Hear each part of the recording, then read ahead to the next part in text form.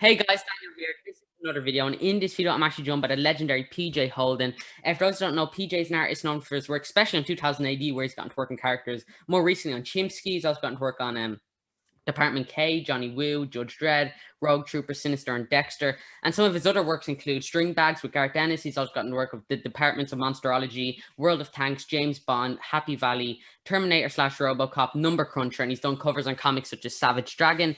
But PJ has very kindly and graciously agreed to come on for an interview and let me annoy him for the next hour or so. But PJ, thank you so much for coming on. How are you doing today? I'm very well. I'm slightly miffed you forgot to mention the one page of the X-Men. We just talked about it. And I did one page of the X-Men. This is all a preempt. Out. This is all a preempted, this one. I'm like, why didn't you draw Magneto? Why wasn't he in that? Or, I'll just bring up all that, And I'll just criticize you on that one X-Men page. This is the title. It's just that one X-Men page that you've done. That one X-Men page. Regrets I have a few. That's the title of your autobiography. That one X-Men page. That one X-Men page. Yeah, no, I'm good. I'm working busy, which is good. I've been working sort of non-stop, which is good. But it also, as you've already experienced with me, I have lost all sense of time and space. I don't know when it is. I don't know what day it is. I don't know what's happening anywhere. And I mean, as lockdown is sort of easing a little bit, I'm kind of, nothing's changed for me personally, but my house is getting more, as the kids are back in school and my wife is back to work, it's not full time, but the house is starting to empty again, which is kind of what you crave when you're a comic artist, is emptiness in the house, so you can be left alone to work. Yeah. I mean, if that's the big problem with the lockdown and everyone being self-isolating at home, was that there were too many people for my liking. I wanted to be even more self-isolated. Oh, but yeah. No one's having it.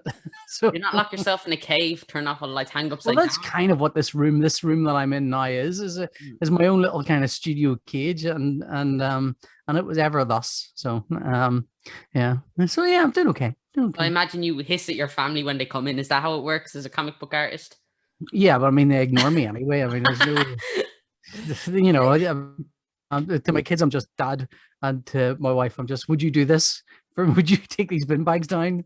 You not say yeah, but I've drawn Chimpsky. You don't know who I am. I say I've drawn Chimpsky. I don't deserve this.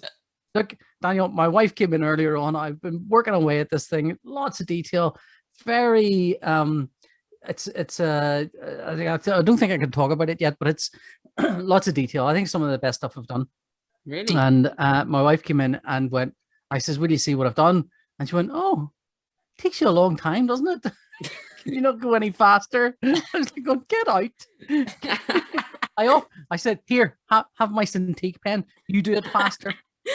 Did she not come to no respect? X-Men respect now. Did she not bring up the X-Men page? No. I mean, you can't coast on former glories like that for too long in this house. I can barely coast on things I did this morning, so... Yeah, I'm sure you talk about your work constantly, but yeah, so many different questions. My first question for you is, how did you get into comics? I suppose I could interpret that one of two ways. One way is, how did I get to work in comics, which is maybe it's a different question, but yeah, it is. Okay, well, I'll interpret it as how I got into comics as a reader. Is how I choose to interpret that question. So I started reading comics when I think I was quite little. I think maybe I was in primary school, and I think in primary school I was in a remedial reading class because I wasn't a great reader. I didn't really enjoy reading. I definitely remember going and picking up old comics with my dad when I was very young, and really liking the artwork, but really wanting to I wanted to take the artwork out and remix it. I sort of wanted to cut things out with scissors. I just really distinct memory of sitting, I must have been 5 or 6 or something, sitting inside a carpet. So carpets are really kind of stiff. So we had this old carpet up in our loft. And I was about 6 or 7 or something. I wasn't very old. And this carpet was kind of folded over itself. And so you could go into it like a little tunnel. It was like a little rocket ship. You could sit and hide in there. And I would distinctly remember being really upset because my mum wouldn't let me cut out an annual. I think it was a Century 21, which was Century 21 was in the old days before your dad, before your dad's time. Never mind your time. The Before your dinosaur dad's time. century, like Around the dinosaur time. So yeah, we learned about you it. might have heard of a comic called Lookin'. Have you ever heard of a comic called Lookin'? No. Well, Lookin' is from when I was much younger. Lookin', it was called Lookin'. It was basically they would take TV shows and turn them into comic books. So, but even before that, so this is predates 2000 AD, predates action, predates the 70s. This would have been a comic from the 50s or 60s. So my dad would have picked, he was an antique dealer and would go around all the markets and pick up things. And so he would stumble across and pick up, now don't forget, the 50s sounds like a billion years ago to you, but at the time I was 7, so that would have been 1977. 78, wow, so 50. I know. I'm only messing. I mean, I didn't feel old until I started talking to you, but now I feel ancient. What's this? So it would have been a DVD? Years. What? What's a DVD? CD? I know. But anyway, so I distinctly remember wanting to cut out the pictures from this because I wanted to do something with them. I don't know what I wanted to do, but I remember being really upset about not being allowed to cut them out. But I think I was trying to rearrange them into new stories, sort of without knowing the words on the page. They were just pictures, and I think I just wanted to get to the pictures and kind of rearrange them and do stuff with them. So, but as I got a bit older, I stopped reading. Well, I wasn't really reading anyway, and I think we went to a caravan site. There was nothing to do at the caravan. And this predates the internet, doesn't predate electricity, but there wasn't a lot of electricity about. It was, if you were lucky, someone on the caravan site had a car that had a TV and they could wire their TV up to their car. If you were lucky. Would you not use your phone? Did you not have Instagram? Just use your Instagram. Problem solved. There were phones. You weren't thinking. Oh, I mean, there were no phones. There were no phones there, Daniel. Right. Nintendo? Was that the DS's? Yeah. Oh, God, I feel ancient. You should have used that, You're not hip enough to be here. Do you know what? Do you know the way everyone now wants to escape from mobile phones and get out to the countryside? It was like that then. But anyway, there was nothing to do. It was, and I started reading anything, and I mean anything. I was reading. I would read the back of cornflake packets just to relieve the boredom. I would read anything, and I found some comics. And I think we found some comics in a bin, and it was a load of Jim Starlin, Captain America, the Avengers stuff. And so I remember that, finding those and reading those, and just like suddenly this was, I don't know. I think maybe when I was in school and in the remedial reading class, people were giving me books, reading books, but I really love comic art. And I think I wasn't really given very much comic art apart from things like Whizzer and Chips and stuff like that. So I find these books, and that was me. The torch was lit, really into comics then, and read them for a long time until I was about 13 or 14. And I've told this story to a few people, but it is true. I was reading Captain Britain by Alan. It was by Jamie Delano and Alan Davis. The Alan Davis. The Captain Britain comic. I don't know if you've ever read it. It's amazing. The Alan Moore one is especially incredible, but the Jamie Delano one's really good as well. But hard to get. Alan Moore's is. It's incredible. It's incredible. Is Alan Davis on art on that? Alan Davis. Yeah, Alan Davis. Yeah. Right. So the Alan Moore run on that kind of predates things like Miracle. It's around the same time as Miracle Man and around the same time as V for Vendetta, but it sort of predates those things, and it's much more in the Marvel kind of the marvelous Marvel manner. But it's brilliant. It's really good, and it has some of the best characters in it. There's a whole sequence where there's a creature called the Fury. Chimpsky. Is he in this? No Chimpsky, no monkeys, no talking monkeys. Although there's a couple talking monkeys. The Fury turns up for the first time. The Fury, who's a kind of constant enemy of Captain Britain, turns up as this unstoppable killing machine. But also a character called Mad Jim Jaspers, who can warp reality and stuff. And it's just great. It's great. Anyway, I was carrying a copy of the first issue of this into my school, which was an all-boys Catholic school in Northern Ireland during the Troubles. Wow. Right? And Captain Britain's on the cover with his big Union Jack flag. And I'm going, this is amazing. And somebody saw me reading it and went, what's that? I went, it's a comic.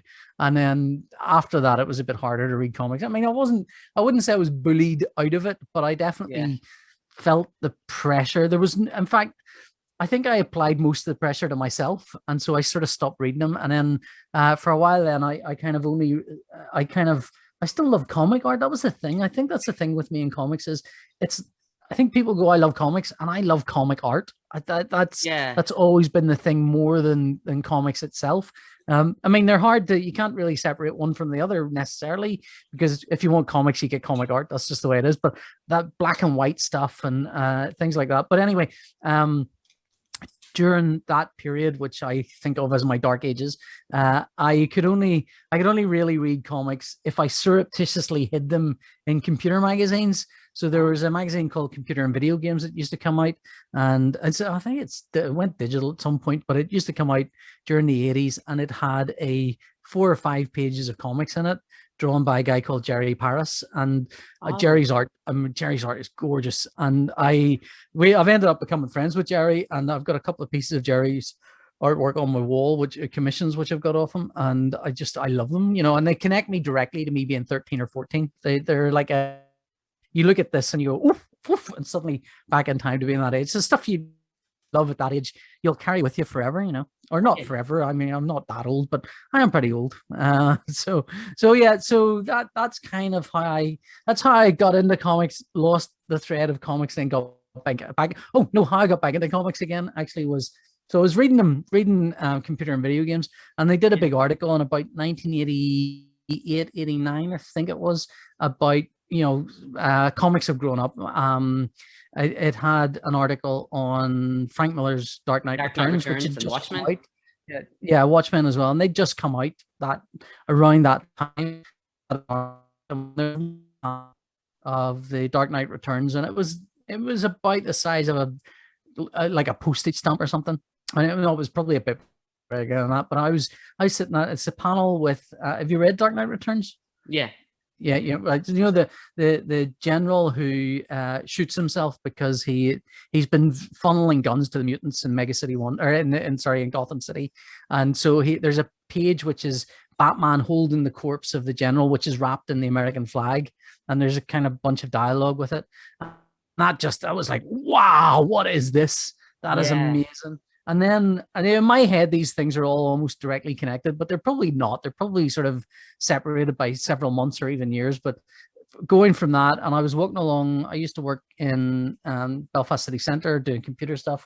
And I was walking along and I saw on I think it was a what do you call it? A pole for lights, a light pole, a poster for a comic shop called Dark Horizons, which was the comic shop John McCrae had opened with his friend Fred Collier. Or is it Collier? It's Fred's surname. I'm going to be embarrassed now. I can't remember Fred's surname. Anyway, Fred and John opened this comic shop in about 1988, 89, and I saw this artwork, and it was like straight away, like, my God, there's a comic shop. It's in Belfast. I love the black and white artwork. I love it, and if I go to this comic shop to buy comics, no one will make fun of me because it's a comic shop. How can you make fun of someone in a comic shop buying comics? Now, I had no idea that was par for the course in comic shops. If you bought the wrong comic, people would make fun of you. But at least it felt like there was an opening there. So I kind of went to that shop, met John and Fred,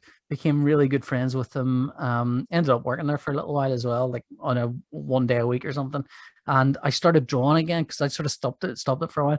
And I started drawing again and would take artwork into John. And then I'd end up going around to John's house and we'd sit and draw in his little studio that he had up in his mom and dad's house. And so I've known John since I was about 19, which is going back quite a number of years now. And so that kind of got me into it, and then I kind of fell in and out, and I had a career in computers which paid quite well, and it was always very hard to go, should I give up this really well paid job to go and draw comics? That would be mad. So I kind of ended up not going a comic book career route for a long time, and I think in about 95 I got my first work published. You can stop me at any point here. Tell me about 1996. That's what I want to know. Just lead up to the X-Men page, and then we can finish it. We can wrap this up. Once you start talking about the X-Men, 2 years ago, it'll take me forever to get to there. Just skip it all. Just skip a few chapters. Get to the X-Men. Well, the let's see. So 95 was my first published work, which I did with a guy called Mal Coney. Mal works and still does actually works in a comic shop in Belfast. And he got some stuff published in what are they called? Fantagraphics had published some of his stuff, and so he was looking for an artist, and I was looking for something to draw. So I did some stuff with Mal, and I thought, oh, this is opening the doors of a brand new career for me. But it wasn't really. I wasn't ready. And then about 2000, the year 2000, when I was about 30, I kind of went, oh, I've got to take. I took a part-time job in computers, which left me free to draw. Which was a bit of a risk because there was no guarantee I'd get any work. But that same year, I sort of got an offer of some work from 2000 AD, and that was sort of it. Then ebbs and flows, comic careers go up and down, and you can have an amazing 1 or 2 years and then have no work the next 1 or 2 years. It can be kind of as gut punching as that. Yeah. So, but since then, that was 21 years ago. So, I've been sort of steadily working. I think about the first 8 years, I kept working on computers, and then I gave that up, and I've been steadily working. So there, and then finally, I got to draw one page of the X-Men. The thing is, Daniel. All right, thank you guys so much for watching. I will see you all now. Listen. When you're younger, you kind of think to yourself, "What do I want to do?" And you kind of go, "I know what I want to do. I want to draw the X-Men. I want to draw, Captain America, and I want to draw Batman, and I want to draw Judge Dredd." And for me, my primary driver was I wanted to draw Judge Dredd. That was always the big thing for me. I wanted to draw Judge Dredd, and I got to do that. I've been doing it, I've been doing it for a long, long time. And you kind of, as you get older, you're less driven by those kind of desires to draw certain characters and certain things, because you sort of know, if I get to do that, it won't be the way I want to do it anyway. It'll not be like, if you get to draw Superman, it'll not necessarily be the Superman you want to draw. It'll be the Superman that they're writing now, which could be great, but also, what motivates you to do it is different from what it actually is. So, I'm kind of, I've done stuff for Marvel. I've done stuff for DC. That kind of ticks little boxes in my head that says, you're not good enough to work for Marvel. You're not good enough to work for DC. And then you do the work for them and you go, done that. I'm not, if I got offered a gig, I would absolutely do it. There's things I know I would really enjoy, but they're generally things with writers. They're generally things with, I'd really love to do a thing. I'd love to do more stuff with Al Ewing. That would be great crack. Al's a great writer. Putting him on an X-Men book would be brilliant. Like, just maybe. Well, he wrote the X-Men. I know. Yeah, that's all I care about. I see. All right. Well, that's. And then I did a thing for DC that was with Garth Ennis. That was basically, I think it was 8 or maybe 12 pages. It was a short strip, but essentially included every single character in the DC universe. So I got to draw Superman and Batman and the Green Lantern and the Flash and Wonder Woman, all within a page or another. It's like Darkseid's Darkseid is basically turns up in a bar in Gotham City, where it sort of all takes part in Garth's kind of Hitman world. Section 8. That type of that kind of thing. And then somebody challenges Darkseid to a drinking contest, and Darkseid's going, "I'm Darkseid, I don't do drinking contests, don't be so ridiculous." But word spreads around the universe that he's been challenged and he's backing out of it. And then there's one panel where Darkseid's going, "This is insane, I'm not going to get into a drinking contest." And everyone's going, "Drink, drink, drink." And then Batman throws his head through the door and goes, "Drink, drink, drink." So and then he imagines what it would be like going to battle against Justice League, and standing up there against the Justice League, and just as he's about to do something and go, "You're all going to die terribly," they all go, "Drink, drink. We heard you ran away from the drinking contest." And he's like, so it's a very funny. It was a Halloween special. I think it was the Doomed and the Damned, which Garth wrote, which I did last year or the year before. Who knows anymore with time? I don't know. So if you can pick that up, it's good fun. Yeah, and so you touched on that. If you got to draw Detective Chimp, that would create a paradox between Chimpsky and Detective Chimp. Well, and it would just happen forever. Everyone wants a talking chimp in their stories, don't they? So Chimpsky. Well, do you want to talk about Chimpsky?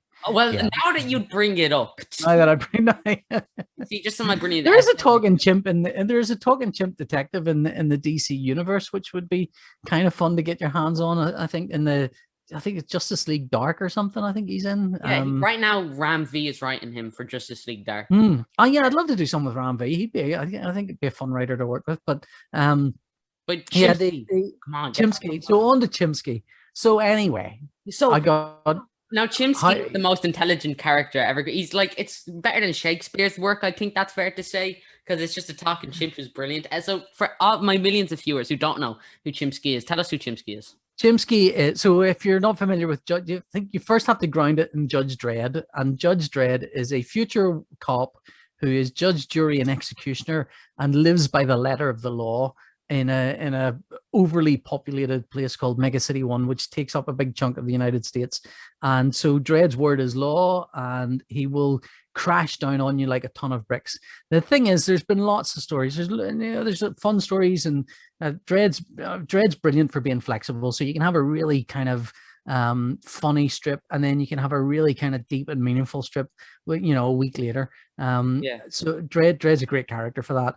And Chimpsky is a character as written by Ken Nyman, essentially is a super intelligent ape. Now, the super intelligent apes exist in Dredd's world. There are intelligent apes. We've seen them before. We've seen them decades ago and even recently. But Chimpsky's slightly different in that Chimpsky is he's a kind of savant. He sort of sees everything and knows everything, understands everything.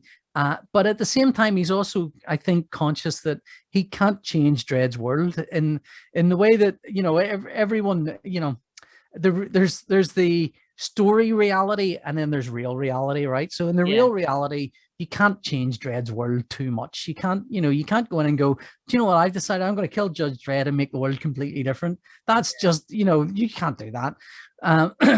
But that translates into the story reality. So in the story reality, what that means is you can push it up to a certain point, and then you've got to back down. Essentially, if you've a character who's an enemy of Dredd, Dredd's essentially always going to win. Dredd can't walk away having lost face. It's not the done thing. And it also doesn't, I don't think readers will allow it. So Chimpsky, on the other hand, has come up against Dredd a couple of times. And I say come up, not directly. He's never a direct threat to Dredd that Dredd's aware of.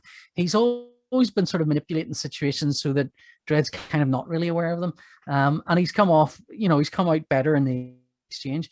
And it represents a lot of Dredd stories are a bit Debbie Downer. They're a bit sort of, they end on quite the down note where you kind of go, oh, that was dark. Sometimes they're really funny, but they're always also really dark. They're like, oh, right. And in the end, they all died. Ha ha ha ha. I think that's terrible. I get it. Yeah. Yeah, I get that joke. So that's the kind of the way Dredd stories typically work. Chimpsky's slightly different than Chimpsky kind of is almost aware of this. And so what he's always looking for is the win. He's always looking for a way to kind of make things work best for everyone. And he's trying to help people. And so his stories have a tendency to be quite optimistic, but always in a way that sort of, well, how does he get away from Dredd in this one? So we've had about 3 or 4 stories now where he's in Dredd's world directly. Yeah. There's a Christmas story. There's the World According to Chimpsky. There's about 3 stories, but it comes a point where you kind of keep going. It's not going to work. If he comes across Dredd at this point, if Dredd knows, Dredd's going to start really suspecting something. We can't. I think if you're walking away twice from Dredd, you're not going to walk away a third time. It's not going to end well for you. But so the editor decided and then the writer decided, let's take Chimpsky into his own little story. Let's take him away from Dredd's world's massive. We only follow Dredd because he's such a cool character. But the Mega City 1 itself is such a big place, and there's space in there, and there are other stories set outside Dredd's world, but in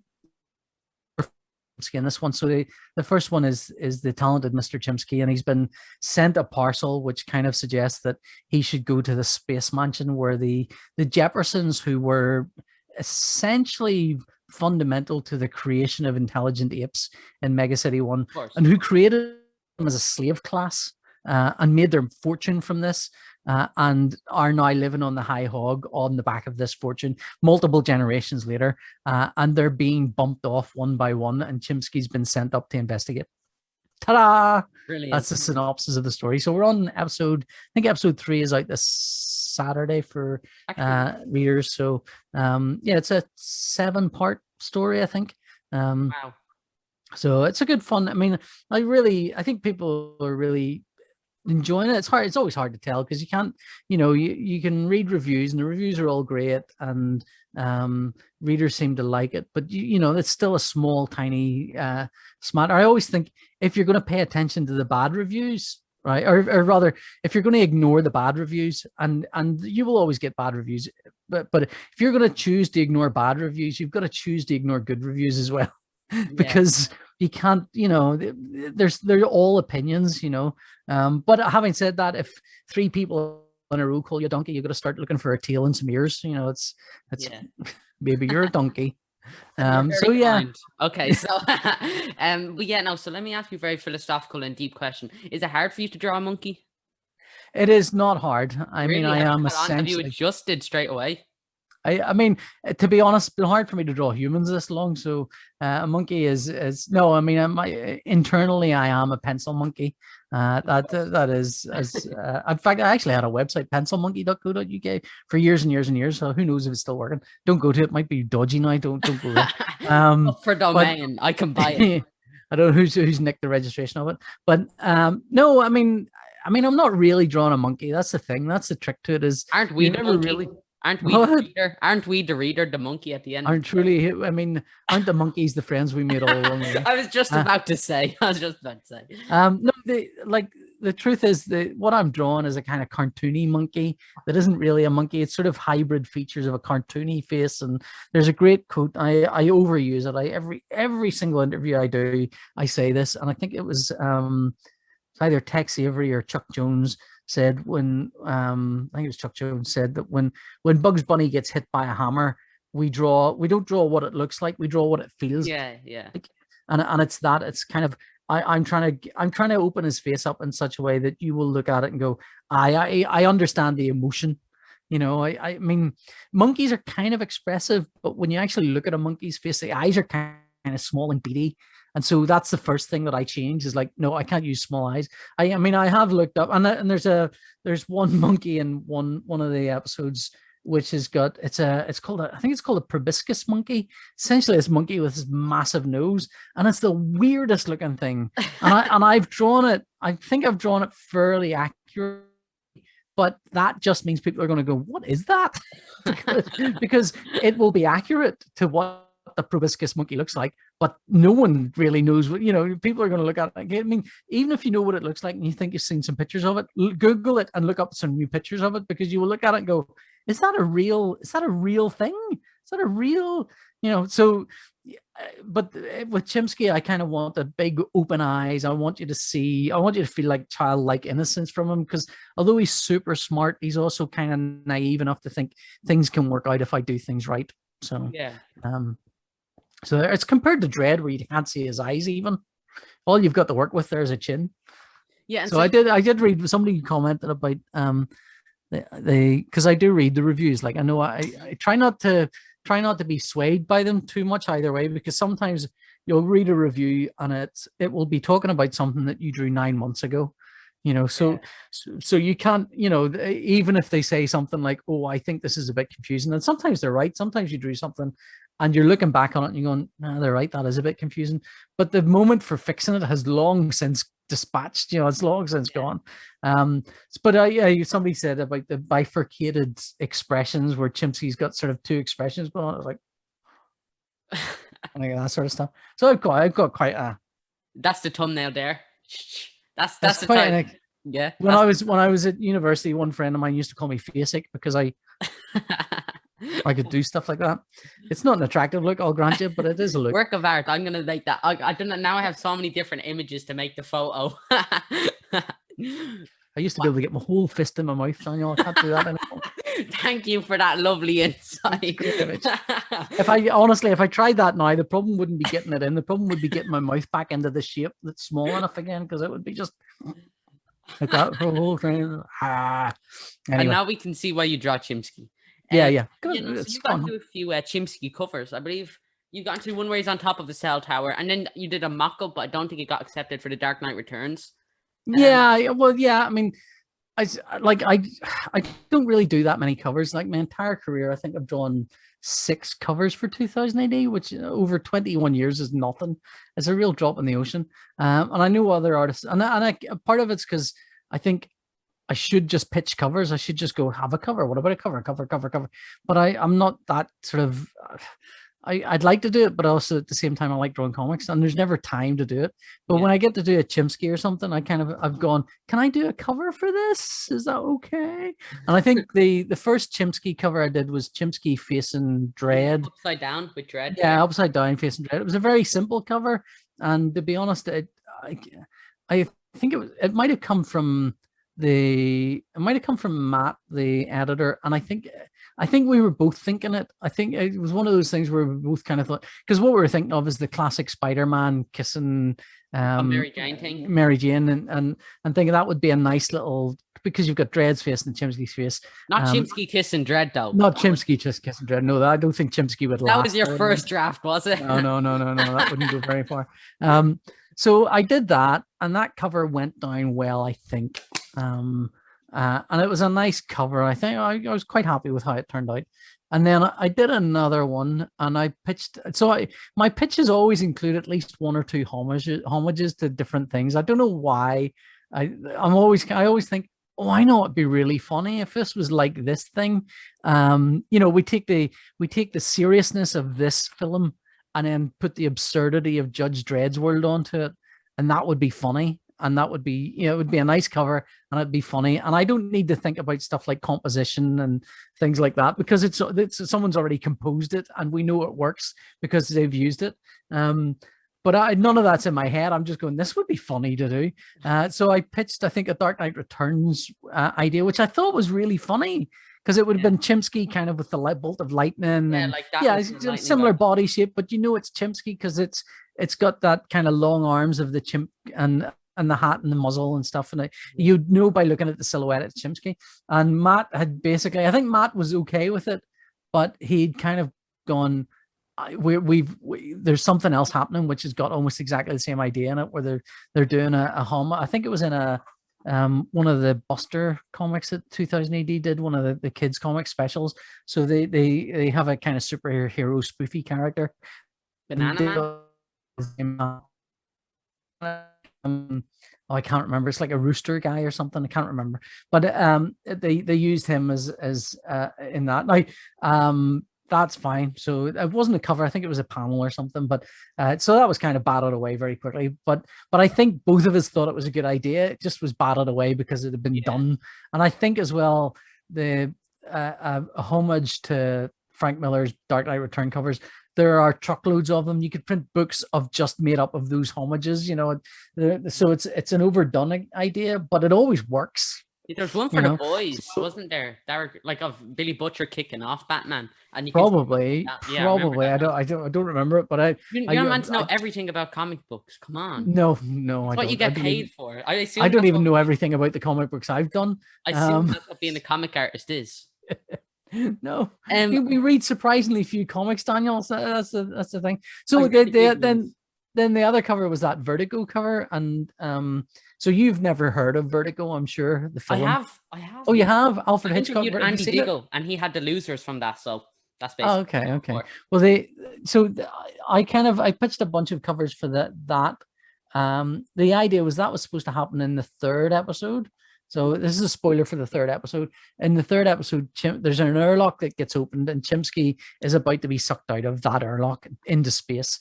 And so he's kind of scrambling around trying to save himself. Yeah, well, it was there. I mean, it's 7 episodes. So if we kill him in episode 3, the jig is up. The rest of the pages are just your X-Men pages played over. Yeah, that one repeated constantly. In different filters, like black and white one, normal one. You do. I don't think Matt would allow it. I don't think the editor would be okay with it. But so I was pitching ideas for that, and one of the ideas, they were like, here's an action pose, here's a close-up pose, here's a pose that is like a murder mystery of book cover type thing.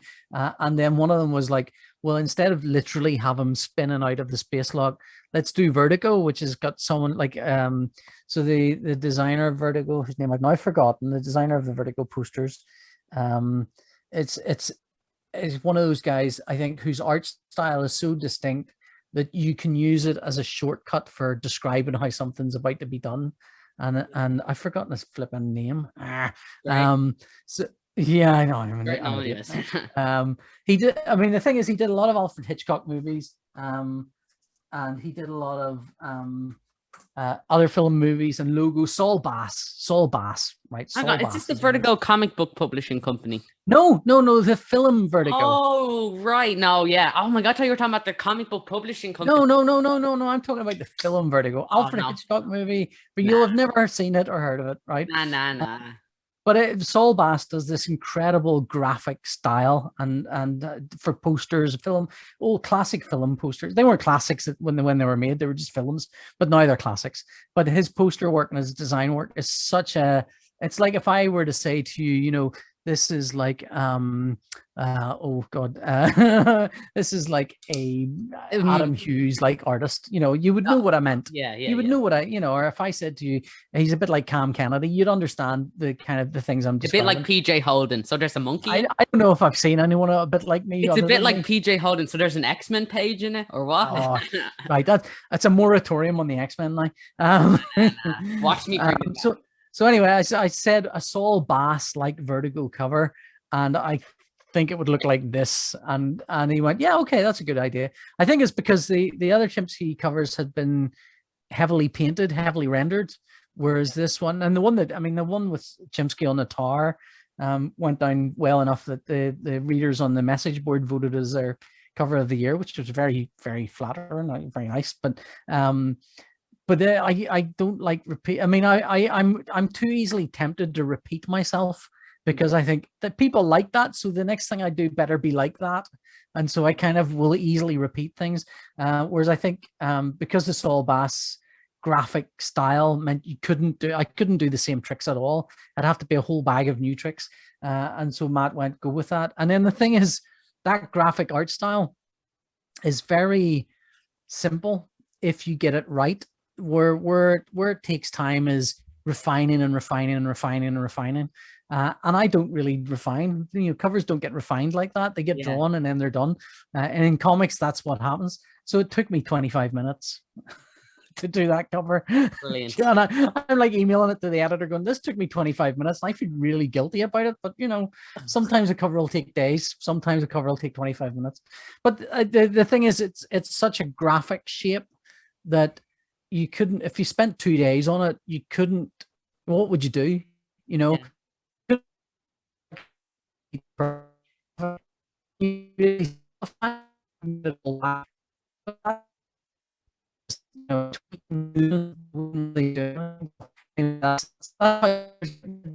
Sausages produced. Yeah, absolutely. And so coming off Chimpsky, another story you've gotten to work on was Department K with Rory. Yeah. What was that like? Well, I mean, okay. Well, first of all, it's slightly disappointing I'm not drawing it. That's the thing. Yeah. I mean, Dan Cornwell's doing a good job. He's done that now. Yeah. Well, the thing is, I was asked. So I haven't had many projects take off at 2000 AD. The stuff that I do tends to be, can you come in and do this? And then I do it, and the readers are, they like it or don't like it or whatever. Apart from Dredd, which Dredd's about the only thing I've been on consistently, but I haven't really had other things and you kind of want something that you can call your own and go, that's my thing. That's the thing I drew. Whenever there's a gap, we can put that in there because I do that.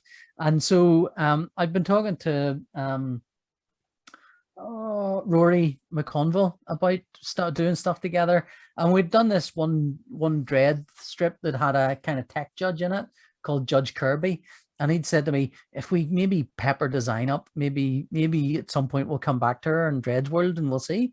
And I thought, well, that'd be good fun. So I kind of went to town designing her and going, this might be a fun character to draw more than once. And she turns up in this Dredd story maybe for about 3 pages or something, and then that's the end of her. So I think Matt had Rory had said, look, I'm going to pitch this to 2000 AD, Department K, and we batted a couple of ideas around. He said, what do you want to draw? What would be fun to draw? And I'm like going, I'd like to draw a salary. But apart from that, I said, but giant Kirby things. Let's do the big, like the stuff you don't do in 2000 AD. Let's do that. You don't really get Kirby stuff in 2000 AD. Yeah. There have been strips where they've kind of used Kirby kind of ideas, but I thought because you've got Dredd's, because this is based in Dredd's world, you could have all these Kirby things. And I was assuming it would be for the magazine, because generally the Dredd world stories appear in the magazine. And so I was kind of pitching these kind of slightly older kind of characters and slightly older ideas and stuff.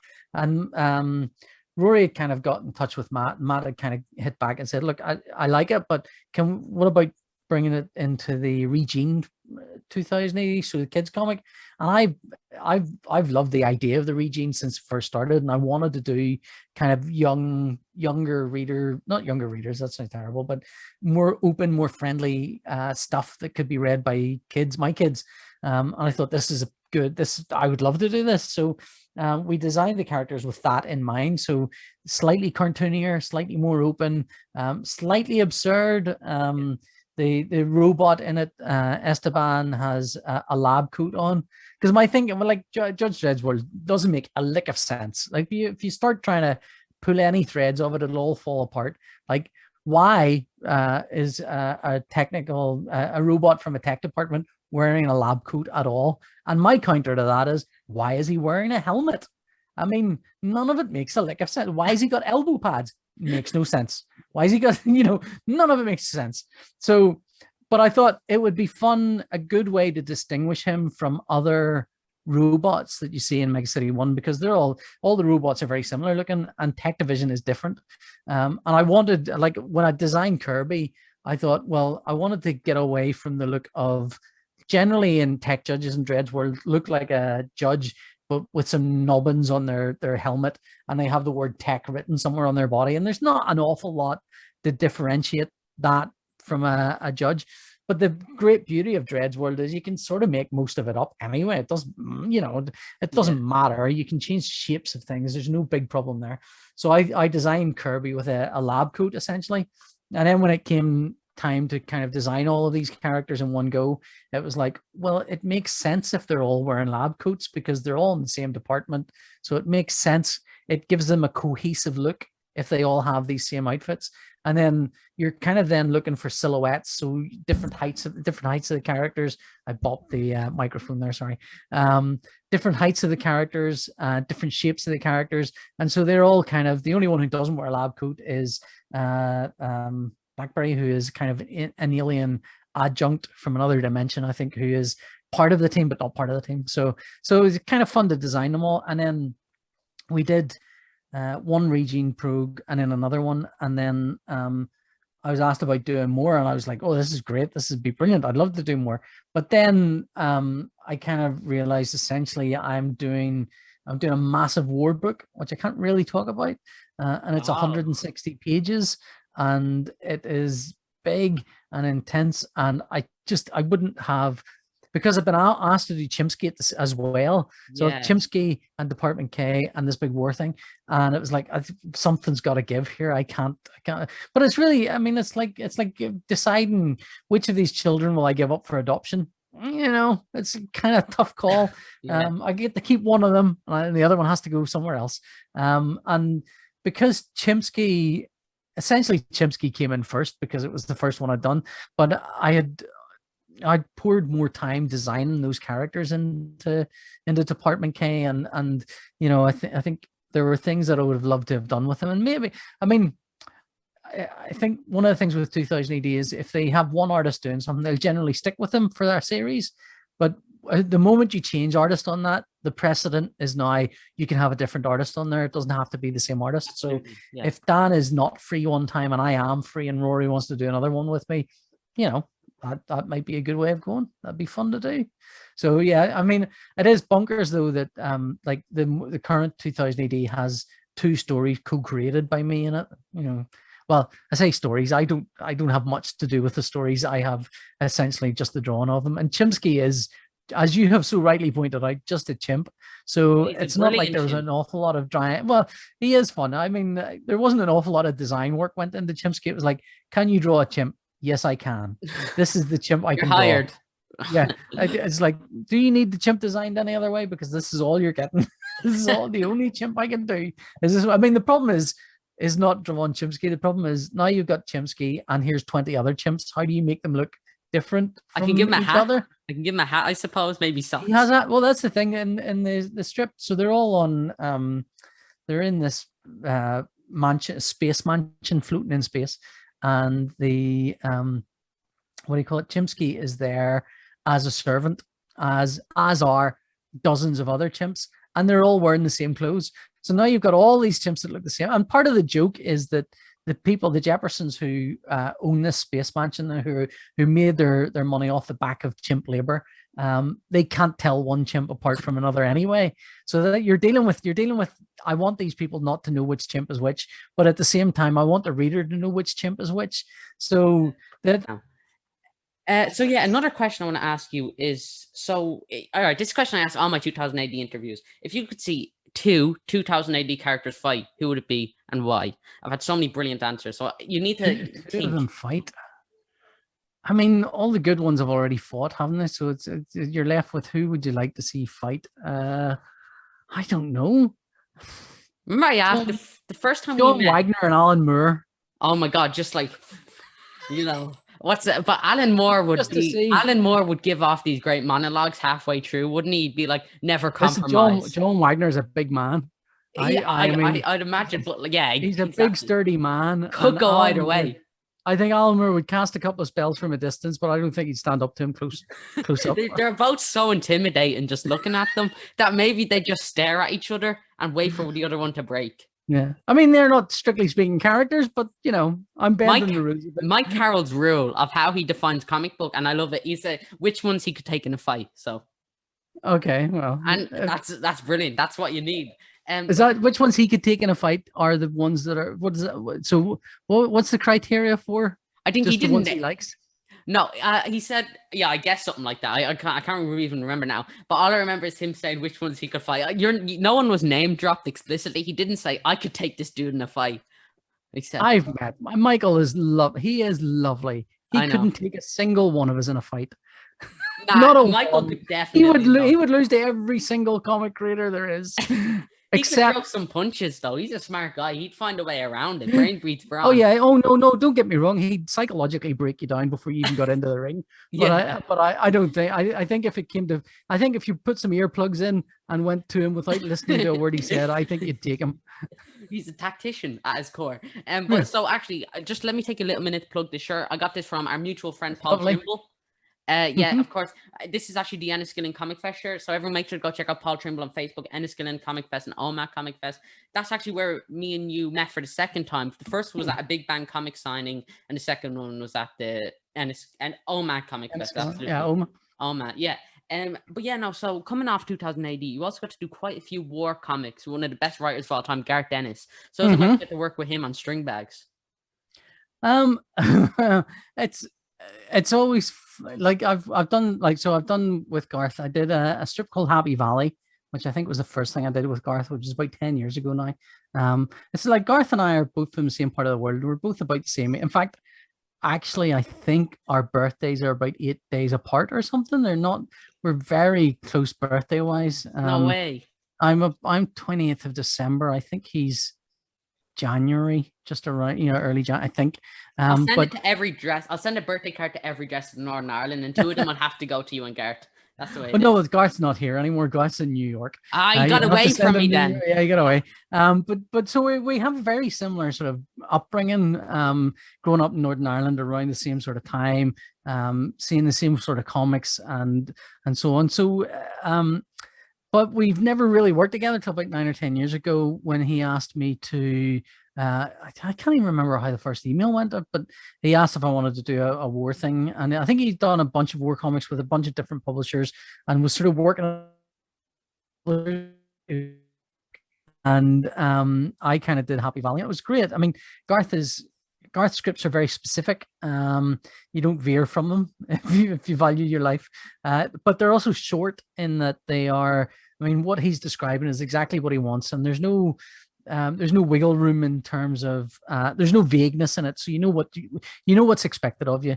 And I think, I mean, it's taken a while. I did that with him, and then I think I was due to do another war book after that, and it was just, I was overwhelmed by the research, and I ended up sort of walking away, not being able to do it, and then we didn't work together again until I think the first World of Tanks had already been, first issue or two had been published, and Carlos had drawn the first issue or two of the first World of Tanks, but his mum wasn't well. Carlos's mum wasn't well, and so he had to look after her, and so he kind of ended up coming out of it.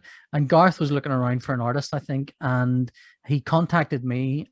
And he said to me at the time, he said, look, think of this as like a 2000 AD gig. It's kind of, I don't mind a change in artist, that's fine. But I want that same type of artist, the same. So I came on following Carlos, and Carlos's work is amazing. So I came on. World of Tanks were able to give me a bunch of 3D models, and so it changed how I started doing war stuff, and it made a lot of things a lot easier because I would sort of use the 3D models while I was drawing them. Yeah, and I did that with Garth, and then we did a follow-up to that, I think about a year or two later, and about halfway through the follow-up, he said to me, look, there's a new publisher, they want to do a big, like a proper war graphic novel, 160 pages. Would you be interested? Would you be free? And I was like going, yeah, these stories are well written. The Garth's war stories, I think, they're top tier for any writer, but they're top tier for Garth as well. They're not, for my taste, they're the stuff I think you can see his heart and soul is in these things, whereas there's no kind of, they're not silly. They're never kind of, they're always real, and so I did that, but there was 160 pages of war stuff, and by the end of it, I was feeling burnt out from doing more stuff, because it took about a year really, and because it's a graphic novel for a book publisher, and they do things slightly differently in comics. So book publisher, you get your work done, and then the work will not be seen. They'll send it to reviewers in what's called I think it's called an advanced reader copy, an ARC it's called, which is essentially the book in a photocopy format. And they sent this out to a bunch of places to get early reviews. And then the book was due to come out on the 20th of May last year. And of course, when the book came out, coronavirus had hit, bookshops were closed, comic shops were closed, and the book disappeared. It never got the chance to breathe, I don't think. And it was so, and I'd spent about a year, 9 months or a year drawing it, and another year waiting for it to come out, and a previous 6 months or 8 months from being asked, do you want to do this, to get in the first script. So it's a kind of 3-year project essentially, and it just bubbled and vanished. And I think it's really good. I know Rob Williams reckons it's some of the best work I've ever drawn, and I was very happy with a lot of it. And it just sort of disappeared because of coronavirus. And it's a beautiful hardback. Like, ignoring my artwork, which I will do, it is a beautiful looking hardback. It's a great story. It's got great heart, and I think it's really well. Basically it's about this airplane called the Stringbag, or nicknamed the Stringbag, which was a biplane, which means it has 2 wings. So it's an old kind of biplane. I actually have a model of it. Hang on a second, I'll show you my model. Do you want to see my plane? No, I can't show you my model. It's too high up. It's at the top of that shelf there. You see that biplane up there? Above Hellboy's head? Yeah, above the Hellboy. Yeah, I was staring above at the Hellboy. So I can't, that is too far. That's too high up for me to reach. I struggle reaching the top shelf there. Because I'm only little, as you know. So the what do you call it? The Stringbags. Yeah, Stringbags. That plane was used by the Royal Navy, the British Royal Naval Fleet, as their airplane, as their warplane, essentially.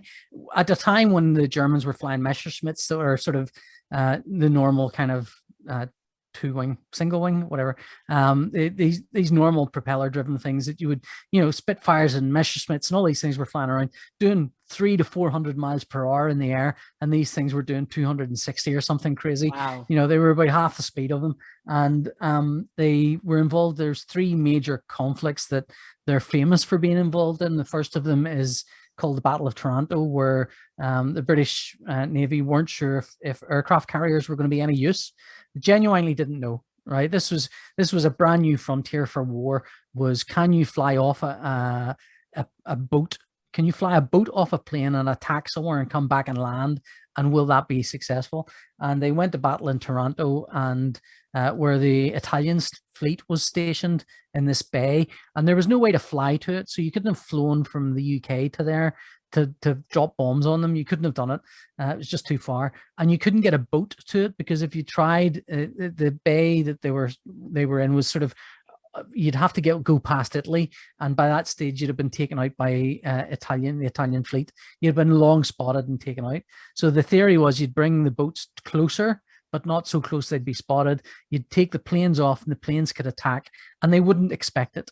And Toronto, they sank half the Italian fleet in one night. Wow. And that then became this huge, important turning point in the war that not many people know about. The Navy know about it. I think apparently the Navy, the British Royal Navy, do 2 celebrations. One is for the Battle of Trafalgar, and the other one is the Battle of Toronto. And those are the 2 big kind of focal point celebrations, as far as I know. I might be wrong. So it's just about this plucky little plane and its crews, because they would fly in those things, and there was no there was no way to communicate with other people. You had to use this tube that you'd shout it into, and the sound would travel down the tube to the other person. They were flying a plane that didn't have any canopy, so they were in the open air, freezing. You had one guy behind you with a machine gun shooting at things behind you. You had the pilot up front who had a machine gun as well, but it could only fire straight. So wherever you were pointing was where it was going to fire, right? And you had a little torpedo, one torpedo. And when you dropped your torpedo, you had nothing else to do, so you left again. But the thing is, these planes, they were flown, and you might have a third person in the crew as well sometimes, as we do in the story. These planes were flown, and they were. There's one battle where they go up against this giant Nazi battleship, and there were crude computers, so they weren't really computers. They were crude calculating machines. And what they would do is, if they fired a shell at an airplane, the shell would be calculated to explode at a certain point before you arrive at it. So you're flying, right? You know, whenever you're in school and somebody goes, if I go to London at 12 o'clock on a train that's going 60 miles an hour, and my friend Johnny goes to London out from Birmingham and it's 300 miles away, how fast would his train have to be so we're there at the same time, right? Those kinds of things. That's what this was. This was, if a plane's flying at 300 miles per hour towards you, and you're firing a shell that's going at 600 miles per hour, and at what point does the shell have to explode so that it explodes just as the plane arrives? So the idea was these planes would fly, boom, boom, boom, boom, boom. You would fire from your the massive guns on and these guns were intense, like huge guns would fire these big shells. The shells would explode, and the plane would just be crumpled by the explosion. Right, so it wouldn't be like if you fired a shell that didn't explode. What would happen is it might hit the plane, but it would just fly through the plane. It would do a bit of damage, but the damage might be like a hole in a plane that size. And the thing is, you would have to be pinpoint accurate because you're firing at moving targets. Whereas if you can make the thing explode, then it explodes at the plane, and the plane gets caught up in the explosion. It burns the whole thing down. Right. So the thing was, these string bags. The Germans had calibrated all their equipment for these faster planes, these more modern airplanes like the submarine Spitfire and things. But the Royal Navy were flying these string bags that were literally half the speed. So they would fire shells at them and they would explode. And by the time the explosion had gone past, they'd just be flying right through the explosion. They'd just fly through them because they couldn't hit them. And then the Germans would fly their own planes after them, and their own planes were going too fast. So every time the Germans tried to catch up to shoot them, they'd get towards them and then just fly right over them because they wouldn't be able to slow down long enough to kind of hit them because these guys were just too slow. So it's there's fun, filled with fun facts for all the family, but also it's a good story as well. And yeah, and so it's war stories in the merry Garth Ennis style. So Yeah, of yeah, course. so it's a good read, and it's available at all bookstores right now. Still, I mean, that's the thing is, it's sad that I never got to do sign-ins and things like that. I would have loved to Yeah. have done those, but it's a hardback graphic novel, so that will be available in bookshops for the next, if I'm lucky, forever. If not the next 5 or 10 years or whatever. So Yeah, if only you and Gareth did a signing in Ireland, then I I'd know, I imagine know, it I know, sold out. But unfortunately, COVID got in the way. But I like, yeah, know. like I said, it's a Gareth Ennis comic, so I'd imagine it's very family friendly, like all his works. Something for Well, the I whole mean, family to read. the Yes. the war stories. I mean, the war stories do not turn away from the horrors of war. That's for sure. But at the same time, they're not kind of the crude sort of not pointless. They're not just rude for the sake of being rude. I mean, you're dealing with real people and real things, or Yeah. realish people. So Yeah, absolutely. And so coming off that, you also got to work on another character called James Bond. Well, I mean, it was kind of a one-off story with M. I only So got to draw. I think I got to draw Bond in one panel, yeah, it and I wasn't so much even Bond, more as his old grumpy his old grumpy boss, basically. yeah. Yay. Yeah, well, me and Declan, yeah, Declan had said to me some time ago. He said, "Oh, I'd love to do something with you," because he felt I was maybe he could highlight my art a bit more and stuff. And I was like, "Well, no, that'd be great. Be good fun to do something." And so he pitched this story of M going to Belfast. The idea is that who M, of course, James Bond's boss. But the idea in the comic is that M from the comic was a squatty in Northern Ireland, which is, if you're a certain age and you were a squatty in the British Army, you'd have been stationed in Northern Ireland at some point, because Northern Ireland was the primary place. They stuck squatties for a while. So he would, that all tracks. There's nothing in that is outrageous or out of place. But the idea is that I think M has some connections to a previous old terrorist and informer, and so he goes back to Belfast. And I think as far as Declan was concerned, like, there's literally only 2 or 3 artists that could draw a strip like that. There'd be me, John McCrae, and maybe Will Simpson, because we're all from Northern Ireland. Yeah. So what do you call it? So he kind of came to me and went, "Can this would be good." So we met up and had a chat about stuff, which some stories about Northern Ireland, which I thought would be fun to include. There's the famous one about the Crown Bar. If you're familiar with the Crown Bar, you're too young You to be mentioned drinking, it but in an interview, I think. yeah, well, the Crown Bar is famous. Like, it has a crown in a, oh, I can't remember, in a mosaic on the floor. As you come in, the crown is on the floor, and it's called the Crown Bar. And it's a beautiful, overly ornate pub in Belfast. And the possibly apocryphal story is that Catholic and Protestant got married. The Protestant, I don't know which way around it is, but the story goes that the Protestant wanted everything to be great for the Queen, wanted a crown and everything. And then the Catholic insisted that the crown, if there's going to be a crown in it, it better be on the floor so everyone stands on it as they walk in. Yeah. That's the story that I've heard. So I don't know. I mean, it might be nonsense, might be true. I do not know. Yeah, and so was there like a little bit of freedom? No, well, I mean, maybe not freedom, but like, would it make it easier because the story's set in Belfast, so you could just go outside, take a picture for reference or something? Well, yeah. I mean, I think one thing I kind of wanted to do was highlight that the thing is, people think they know Belfast, and they often don't. There's a lot of the Victoria Centre, Victoria Square, which is this amazing sort of a mega city one looking place, and I got to sort of highlight that in the story. I wanted to pick landscapes that you wouldn't think of, but also to draw Belfast of my memory, so there's a section where he goes to a pub, and the pub's got an old cage on the front door, and there is still one pub in Northern Ireland that has one of those. It used to be that all the bars would have had a cage at the front. So if you wanted into the pub, you'd have to open up a cage, go into it, and then go into the bar. And there's one pub in Belfast called the Sunflower, I think it's called, which still has that, but it's got that as a kind of throwback to, it's like a kind of nice, it's a really nice bar, but it's got that as a kind of, look at this vintage thing that we used to do, isn't it wacky? But in the old days, as people had those things. And so I got to draw that kind of stuff, and just generally include things that I remember that Belfast was like. It's half a kind of fever dream of my memory of Belfast growing up in Belfast.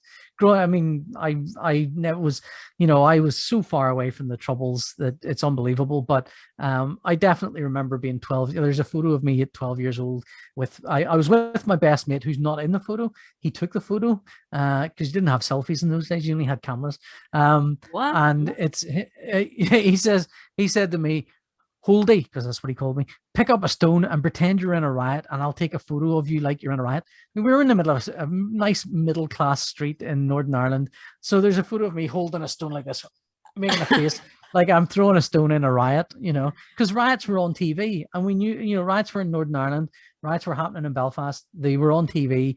They were nowhere near us. We were such coddled, I wouldn't say middle class. We weren't well off, but certainly coddled away from all of that stuff. We weren't, in that area. It was a really fun gig to do. I kind of wish that, I know there's a comic shop in Northern Ireland, comic book guys, and I think I'd ordered a bunch of them. We did a sign-in for those guys, and I think they kind of regret they didn't order 300, 400 copies more, because it's actually a really good comic to sell to tourists. It's, it's like, it's got James Bond in it, and it's about Northern Ireland, and you'll see all these landmarks. If you go, you can pick out the places that they are. There's one scene set in a playground, in a park playground, and it's the park that's across the bridge here where I'm living. There's another scene where he's on the phone in a mobile phone box, or in a, not mobile phone box, that's staffed, in a BT phone box, and it's the phone box that's down at the bottom of my street, Yeah. so it was nice to be able to kind of draw those things that are close to me and physically real, and that I can go and visit. The thing is, I didn't go and take reference photos really, because what I was doing was working off my memory of these places, because I think you can be, a photo adds information to your head that you might not have thought of. That's the most useful thing about a photo, but it can also tie your hands a bit, and you kind of, especially for some of the stuff in Belfast, I want it to feel a bit fever dreamy and a bit like, throwbacks to things. So yeah, no, it was great fun to do. I'd love to do another thing. It would have been lovely to do something set in Belfast that wasn't tied to James Bond, because then I could, it would be mine. That's not mine. That's, that belongs to Dynamite, who were the publishers of it. Whereas if I'd got to do a strip set in Northern Ireland, if Declan and I had sat down and done a spy story set in Northern Ireland and kickstarted it or something, it would be ours. That's the thing. But those weren't the options, so I was grateful to get to do the job. It was good fun to do. Yeah, absolutely. And so the last comic I want to touch on is you also got to work in the department of Monsterology with Gordon Rennie. What was that like? Yeah. Well, it was great fun to do. I loved doing it. I think it's a great comic. I would have loved to have done more. Gordon's interest completely died because the readers weren't there really. It just, the hope was that it would take off and it would do good numbers and stuff, and it really didn't. And I think part of that, is that people sort of ignore stuff from small publishers. Part of it might have been timing. Like if we'd done it now and there was a Kickstarter campaign behind it, maybe it'd have done gangbusters. If we'd done it now, maybe Twitter would have been an easier sell for it. I don't know. Yeah. But the publishers would still like to do more. I know that. And I would sort of still like to do more, but I can completely understand. I think for some writers, not all, but for some writers, part of what drives them is they want to do a thing. It's not just that someone's going to give them a lot of money to do it. It's like, here's the thing I want to do. And part of that is I haven't done this before and I don't know how the reaction is going to go. So that's the thing. But when you've done something like it before and the reaction has been not great, you think, I have no interest in doing that. Your interest just vanishes. Yeah. I know it's hard enough sometimes, I think, to sit and draw. Like I'm doing this thing that's 160 pages now, to sit and draw that in the house and know that no one's going to see it for most of a year. And then whenever it comes out, then you're getting the reactions and you're going, oh, this is great. This is, because I started drawing comics partly because I like drawing, but partly because I like showing them to people and getting that feedback and getting people going, oh, that's really good. And me going, I'm brilliant. Oh. Yeah, so yeah, I mean, and I always think like if you're going to draw comics, you have to show them to people because these things don't exist without a reader. You know, they it's if you do them without a reader, then what is the point of doing them at all? You know, so you do have to. I think you do. It's I mean, if you're not going to show them the people, why bother doing them at all? That's always been my feeling.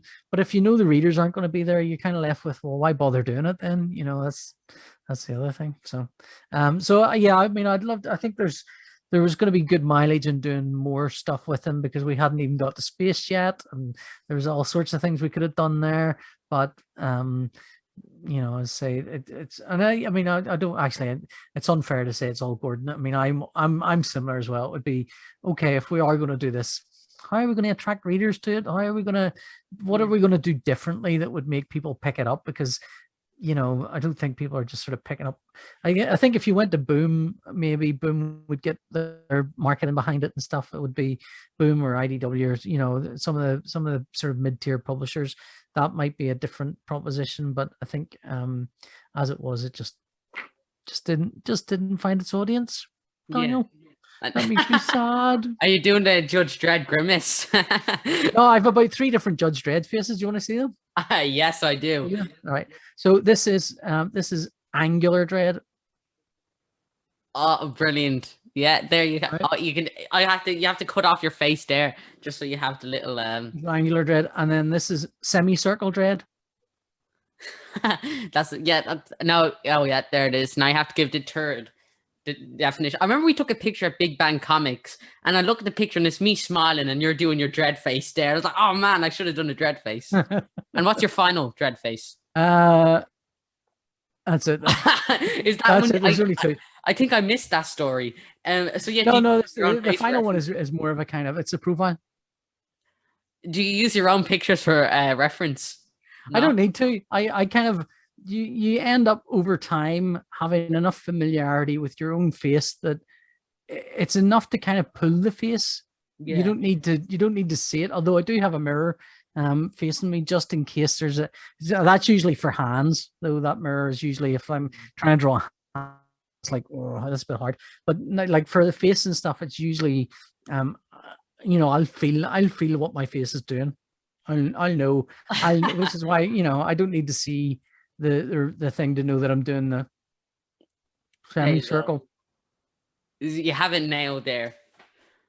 There you go, look at that. There, that's your dread position, is it? Do you ever just put on the helmet and your wife comes in, you're like, it's for work?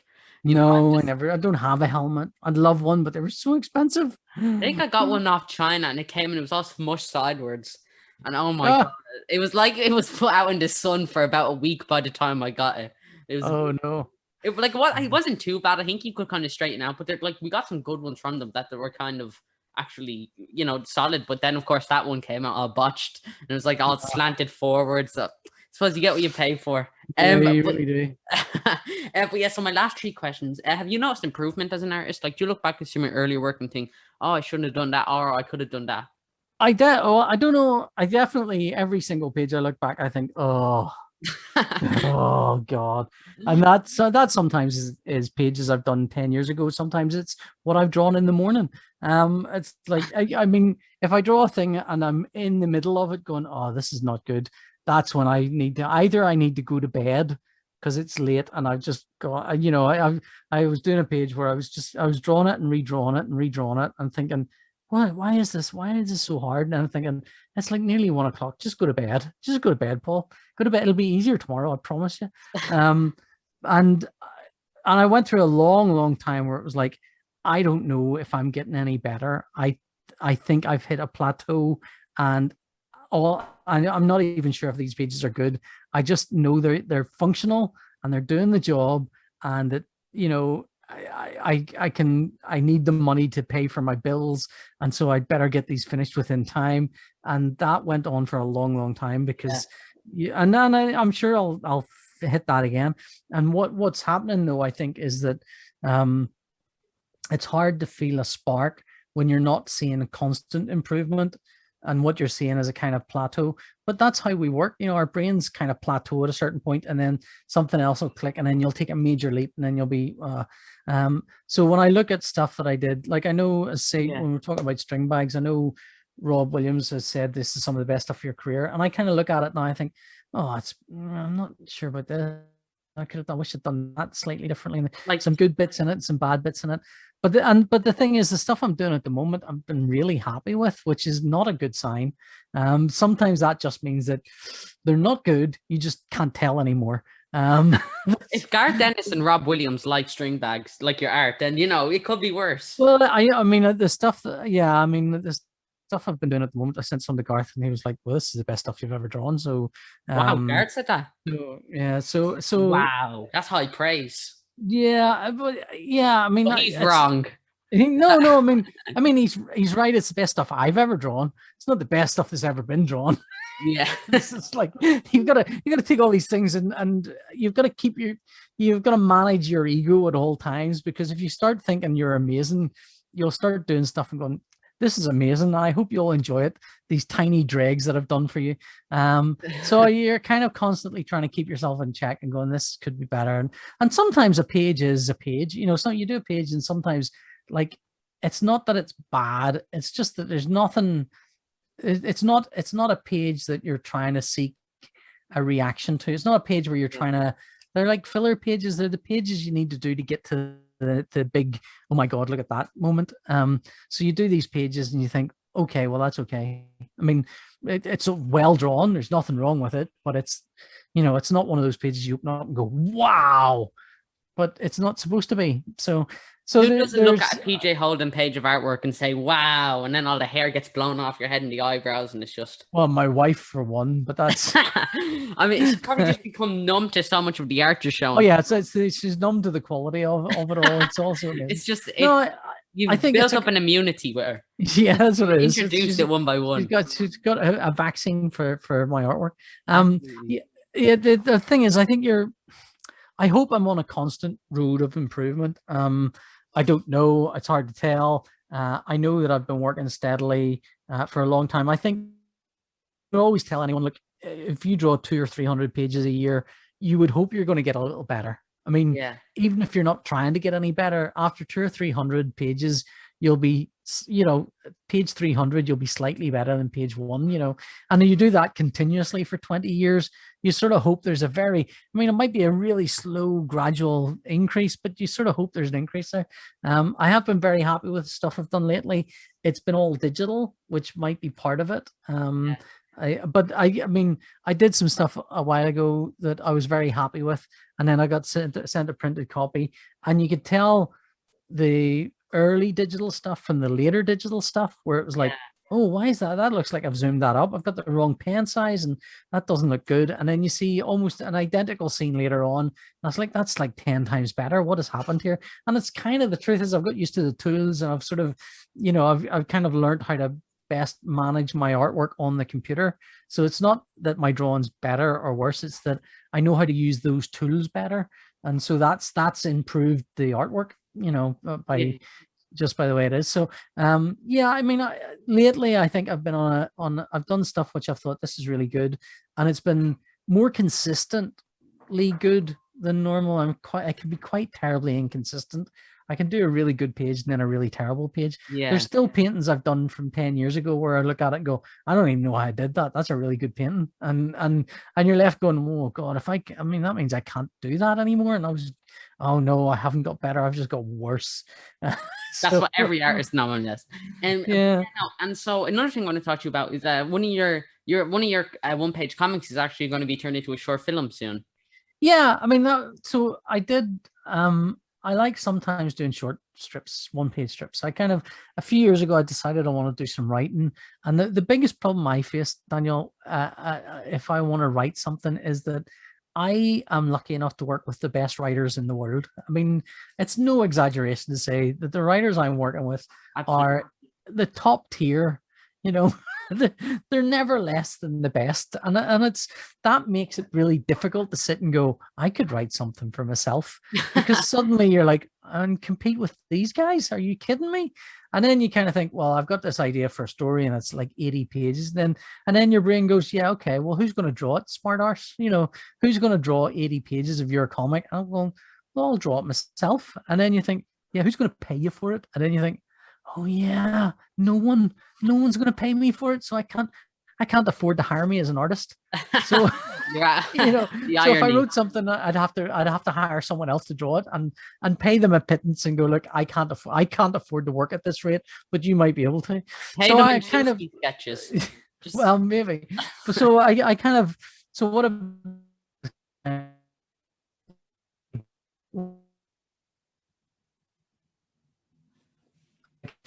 did a thing with John Reppion, which was a folklore story thing where I do once a week. He'd do a little tweet about folklore, and then I would write a story. I would basically draw a comic around that tweet. But what I was doing was adapting the tweet and into a story. So I was essentially writing a different story. And sometimes I'd write dialogue and everything. I mean, it'd be a whole story based just on the tweet, but also a different story going on. And that's made me think, well, I could write a one-page story. They're not hard. All I have to do is think of something. I mean, I know I've done one-page comics based on a single tweet. So if I can write a single tweet, then I can draw a one-page comic. And I thought, well, I can write single tweets. Gee, I mean, that's the one thing I'm actually good at, is writing tweets. So I kind of have started writing little short stories, and they're a lot. Have you heard of a guy called Junji Ito? Sorry, Junji Ito? No. No, it's a manga creator, manga comic artist, writer, and his stuff is generally, the stuff I've seen have been short stories, and they're all kind of these lingering horror stories. They leave you with this kind of existential fear. They're not like, oh, there's a monster and now it's eating all my mates, we'd better kill the monster, which is a kind of horror story that American comics tends to do. And they're not kind of, oh no, the monster turned out to be a demon that we've summoned from the bowels of hell, and now it's trying to take us all over, which is a kind of very British horror kind of thing. They're more along the lines of, oh, I'm feeling really disturbed now having read that, and I don't quite understand why. They're more like that. Yeah. So having read that, so I come from the 2000 AD school, which would be, I need a monster and I need a good explanation for that monster. That's what I need. And then I can leave the reader with a story that has a beginning, middle, and an end. That's the school of short story that I come out of. Not so much writing them, but certainly reading a lot of them. But then I read the Junji Ito stuff, and it's more like, I don't care about I care a bit about a beginning, and I care about a middle, and I care about an end a little bit. But what I really care about is leaving you feeling like you're a bit freaked out and you don't know what's happening, right? That's what I care about. And so that changes the kind of your thought process for how you're going to write a story. So I was kind of thinking about what would be a good short story that I could draw that would be horrible. And I was thinking about space, and someone had written a tweet a while ago saying, any space story cannot be a horror. And I'm like, going, well, everyone, I mean, Alien is a horror story set in space, and there's dozens of others. And then I was thinking, well, what would be the most horrible thing that could happen to you in space? And it's sort of being abandoned, that, knowing that you're never going to come back, knowing that you've been abandoned. And then you kind of, you're doing that in a one-page strip. You're thinking, well, okay, well, that's not going to fill one page. Being abandoned on the moon isn't going to fill one page. I need other things. So you sort of ladle those on. So it's on my Twitter. It's pinned on my Twitter profile. So essentially it sort of opens with a character on the moon, in the deepest hole there is in the moon, only able to see directly up because he can't move. His back's been broken. His spacesuit will sustain his life for about a year, I say in the story, which is nonsense. It couldn't do, but I say it for a year because that's the most horrific amount of time I can think of. A month doesn't sound horrible. 3 months, but a year, that sounds like you're going to be stuck there at least a year before you die, and you can't do anything about it. You've got to be stuck there. And it's like, you're going to be alone on the moon, stuck there for a year, unable to move. And I'm thinking, well, that's horrible. That's a good horror story. And I thought, well, if you're stuck in a hole, what are you going to see? I thought, well, you're going to be able to see the stars. So at least you can see the stars. And I thought, oh yeah, but if you see the sun and astronauts have these gold visors they put over their helmets when the sun comes out, because it is so bright, and you don't have the atmosphere kind of, damping down the thing of it, the brightness of it, so it'll blind you straight away. If you don't cover your eyes, it'll blind you. So I thought, oh, he can't close his visor, so the sun will blind him. That's a great tech horror moment. That's a horrible thing. I thought, well, he's going to be blind on the moon for a year, so that's not awful. It's not really awful. I thought, what if there is something there that we don't know about? What if there's an icky thing that we just have no idea about? I thought, and what if he can't see it, but he can hear it and he thinks it's there? That's like the most horrific thing. You're just gonna pile it onto this one dude. Oh yeah. So I piled on as much as I could into this one page thing, and somebody emailed or tweeted it and said this is great because there's like 3 horrific horror turns in this one story. But yeah, and there's a friggin' space lizard that shoots him. He just pops down. Well, I just thought I love the idea of a short story that's 1 page long, that can last for a long time, that has so much in it. So, can you write a story that has the beginning, middle, and end of the universe in 1 page? Can you do a story like that? Is that possible? Can you tell a complete entertaining narrative that has loads and loads of stuff in it, but it's only 1 page long? Can you do that? So that's interesting to me. So anyway, I posted this story on Twitter, got really good feedback from it. Surprising me, I have to be honest. And then this guy Krishna contacted me via Instagram, and he directs corporate videos, and essentially he's a filmmaker, but kind of makes adverts and corporate video, corporate stuff. Like a lot of sort of working creatives, they kind of, you end up kind of doing stuff like that, and then taking your off time as doing other things. And he said, look, I've got a team of people, we want to make short movies, and I saw this and thought this was great, and we want to make this into a short film. How would you feel? And I was like going, yes please. Yes please, that would be great. How much does it cost for you to do this? I'll pay. Yeah, well, that's the thing. I mean, there's no money in it. They're essentially they're doing everything off their own back. But there's a sound guy involved. There's Krishna's involved. I think the director. So the director, actor, sound guy, and I think they've got a visual effects guy as well. So it's essentially a team of people. And the thing is, the beauty of that 1 page thing is it actually, like, looking at it from a film point of view, there is a perfect little short story there. It does have a beginning, middle, and end, and it leaves you with something. It leaves you feeling something. And I think as well, it's a cast of 1, maybe a couple of voices at the start, maybe, but a cast of 1, and it's set on the moon. And these are all things that are easily doable, even in quarantine and lockdown. These are things that you can do. So I think they're looking to shoot it in August or sometime, but they of course, it depends on their workflow and their workload and stuff, but and I think it'll be about 4 or 5 minutes long. It's not a long one, but just the idea of doing something like that, putting it out there, and someone going, yeah, I want to make a short film of that, can we do that? Because I think someone had suggested online about it should be a short film. This wasn't Krishna, this was a different person. And I went, yeah, it might be a good weekend project for Jason at Rebellion. So Rebellion have a film studio now, and I've made some short films, but it was a joke. It wasn't a real thing. And Jason kind of come back and, yeah, that would be a fun idea. It'd be a fun thing to do. But I never followed that up because, you don't think that would happen. And I have a director friend, and I started thinking, I do know a girl called Ashlyn Clark who has done horror movie stuff and has done a short film for I'd like a short horror movie thing, which I've storyboarded some things for.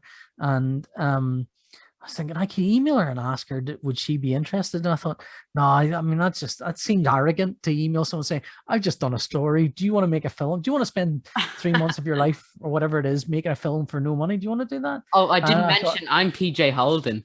Yeah, I know. Well, she already knows who I am. Oh, of course. The only people who already know who I am are people I've already met. So that's no big deal. But Krishna then emailed out of the blue on Instagram, and I was already thinking of it anyway. And I thought, well, this is too good to say no to. The timing of this is too good to kind of turn down. So, I mean, I don't know what it'll turn out like. I'm putting an awful lot of faith in someone I don't really know. And you know, if it's terrible, it's terrible. But I think based on the stuff that they've done, as far as I can tell, they seem very professional. They seem to know what they're doing. And I think they really want to do it, and they really want to do it well. So I'm kind of quietly excited about it. The thing is, Jupiter Legacy, The Boys, Jupiter Legacy, The Boys, and this, of course, the Trinity. And this 4-minute short story. It's going to be on the same level, you know. You're going to have to turn away everything. I'm sure. The thing is, this will be like when you write something. I'm quite sort of. I've written a thing. Is it any good? I don't know if it's any good. And then people come back and go, "No, this is really good," and you're going, "Oh, okay." Then. If you say, thanks very much. If you insist. Yeah, I mean, I genuinely I did a short story that was about it was an old man. He's about 70 or 80 years old, turns up at a grave with some flowers, and he's leaving it for the love of his life and at this grave, and he starts talking about how they met when they were 18 years old and fell madly in love and had this great summer together, and then they fell apart and he never saw her again, and then he found out last year and goes, and someone went, this is a masterpiece. I'm going, oh, thanks very much. So I mean, so a couple of short things I've written have been received well, but there's always a part of your head that goes, yeah, they were flukes, Paul. You can't, you know. And also, because of the way I do them, I always think to myself, they're responding to the storytelling, not the script. You know, they're responding to the storytelling is quite well done because I'm a professional storyteller. That's where my skill set lies. And they're not necessarily responding to the fact I've written a thing. You know, they're just going, well, it's all good. But you know what? That's what you're supposed to be responding to, is the storytelling. So that's exciting. And so, yeah, my second last question, if you could do, what's your dream comic? If you could work in a comic with any comic book character, you know, what's your dream comic? Well, Dredd is really, but if you could take Dredd aside and put him over to one corner, I would say X-Men. No. Do you know what? I quite fancy doing a Green Lantern. Really? Quite fancy, yeah. I mean, part of it is I like the short story Green Lantern stuff that Alan Moore did. That was, you know, that are superhero as space cop is kind of a fun notion. And I know there's been some Green Lantern stuff that's been in that milieu, and that's kind of, I think that would be fun stuff to do. I think you could do a Green Lantern book for 5 years and not get bored. Really? You know? I think so, because you wouldn't necessarily have to ever be on Earth.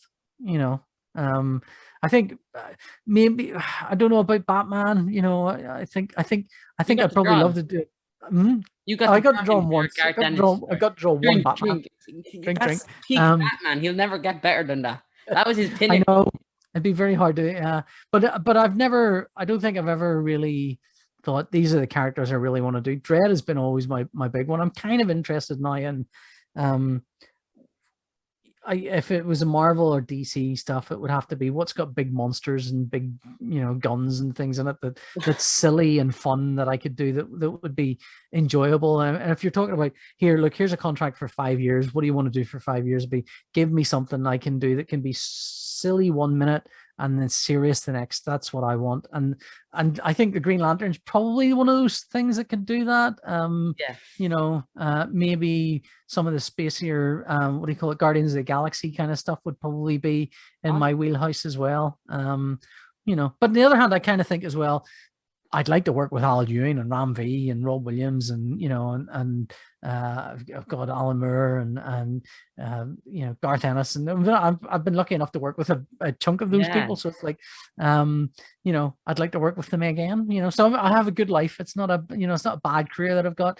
I mean, I think all artists that sort of grew up thinking about American comic books certainly think I have an ideal goal, which is to draw Batman for 5 years or 6 years or whatever. But I've hopped from book to book and never really staying on one particular thing. I actually think in terms of types of books that I've done, doing war books with Garth is the single genre that I've done the most of. Yeah. You know, even with even though I've done hundreds and hundreds of pages of Dredd, it's either about even with Garth stuff, or it depends on how you measure it. Like every Dredd is a slightly different genre, a slightly different story, and maybe a different artist as well. So, and the only thing carrying all the way through is the fact that it's Dredd. Whereas with Garth's war stuff, it's always Garth's writing, and it's always kind of, semi-serious and so Good it's company kind to of, be in. yeah, Good it's company, not yeah. bad. It's not a bad life. Yeah, it could be worse. And so my last and final question, if anyone's looking to get into comics, what advice would you have for them? Besides be super famous and work with Garth Dennis, Right. Here's the thing, Daniel. I'm sure you've seen my son's comics, Thomas, who's Yeah. done his own comics, and they're on my website. TH Comics is his little comic production house. He has drawn, I think, 300 to 400, written and drawn 300 to 400 pages of comics, like age 12. Wow. I didn't do that age 12. Here's the single best piece of advice I can give anyone who wants to break into comics: write and draw comics and then show them to people. That's it. That is Wow. it. If they're good, people will notice and pay attention and respond. If they're not good, you will get better when you do more. And that's it. It's the thing I've always loved about comics is all you really need is a paper and a pencil and a photocopier in the old days and a stapler. Now, like Thomas does all of his comics on an app called Comic Artist. I think it's called Comic Artist or Comic Drawer, by a company called Plask, Plasq. Oh, wow. And he writes, and he basically sits and writes a story, draws it and pencils it and letters it all on this one bit of software, and then it can produce a PDF, and then I'll upload them for him. And he just sits and produces his own comics. So you do have to live in your own head a little bit. But the second good bit of advice I'd say is go to comic conventions when they start up again. Meet other people making comics, share your comics with other people, make sure they see them, look at other people's work, get to know other people, become friends with them, especially if they're, if you're more interested in writing and they're more interested in drawing, you could have a friend for life, and as they, lots of those people you will meet and find. Like I first met Al Ewing at a comic convention. No way. I think before Al had really broken in the comics. Yeah. Rob Williams, about the same sort of time when I just sort of broken in, he just sort of broken in. Simon Spurrier before he'd broken in. These are the writers that I'd met. All big names there. Yeah, all big names now. Kieran Gillen did some stuff with him before he went on to do My last Marvel interview stuff. was just with him. Oh, there you go. I did a short 4-page horror thing with him, and and a couple of other, I think one other strip I did with him. But these were sort of around the cusp of his career taking off when he was doing stuff for Image. And so you meet other people and they're trying to get the same thing that if you're trying to have a career in comics, they're also trying to have a career in comics. But you're at the same level, you're all peers, you're all kind of friends you can become friends with each other. You can share, who's the editor there, what do they know, and who's the best person, and who's looking for an artist, who's looking for a writer, and then make comics. Just make your own comics. If you can afford it, get them printed. If you can't afford it, get them photocopied. If you can't even afford that, stick them on PDFs, go to comic shows, hand out a card with a QR code on it for people to read, to download your comics from. That's how you get your stuff out there. Just get it out there, do it, get it, put it out there. That's it. Brilliant. And actually, I don't think we could end on a better note. I've took it up about your whole day. So thank you so much for coming on. Before we finish up, are you on Twitter, Facebook, Instagram? I am on Twitter as Paul J. Holden, at Paul J. Holden on Twitter. I have a website, which is www.pauljholden.com. Link for that in the description, everyone. Yeah. And I'll have I'm on Instagram, but I don't use it very much. I think I'm Paul Jason Holden on Instagram. Yeah.